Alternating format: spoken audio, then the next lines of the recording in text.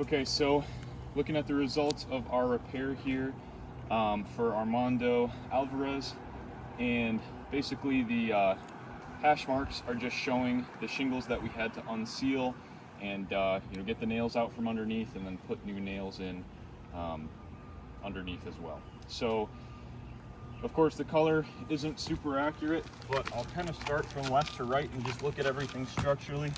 Sorry, I'm getting to the edge of the roof here, so just being careful. But basically you can see on this one, this shingle's pretty clear and obvious. There's a bold line across the top. It's a little bit jagged, which is pretty common with these shingles that will get damaged from repairs, because the shingle isn't brought up to the exact same angle at every single portion of it. But then you've got a couple sort of scattered lines throughout this shingle. Oops, dropped the chalk there. But that one kind of a similar condition, not nearly the condition it was in when we started the repair. These are all in much worse condition so far. This shingle, off to the side here, it's definitely got some stuff. Here, it's not as bad. Towards the end, maybe a little bit. But that's maybe in the best shape of any of the ones we've looked at so far. This one is just extremely clear, straight across the upper middle of the shingle there. Now we move on to this one. Obviously there's a bunch of loose granules on here as well, so you guys probably see that. But then this last tab probably did the best. I mean, there might be a little bit right there, but let's say we were to give this tab the benefit of the doubt and this tab the benefit of the doubt and say that those kind of survived the repair and are in a similar condition to what they were in prior, which I wouldn't necessarily agree with, but let's just say that we did. We would still be looking at this shingle needing to get replaced because of these two tabs, this shingle needing to get replaced.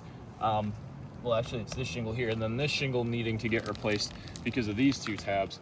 So we still have 3 shingles that are very unarguably damaged as a result of this one repair. If we see this, we can't really proceed with any more repairs. I believe the Hartford wrote for, I don't know what it was exactly, but it was probably over 30, maybe close to 40 repairs on this roof. And if we were to proceed and we would get a similar result each time, then we're looking at 120 shingles damaged from doing 40 repairs.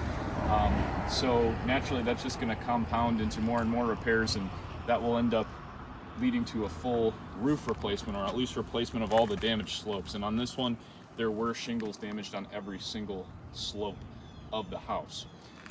So not to mention, guys, the mat transfer I went over earlier, where you have severe mat transfer on most of these shingles.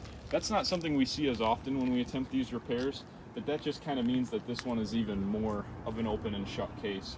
So hopefully we can do the right thing for this homeowner and approve replacement of all the slopes, because that's the only way to get this property back into the condition it was in prior to the loss, prior to the storm.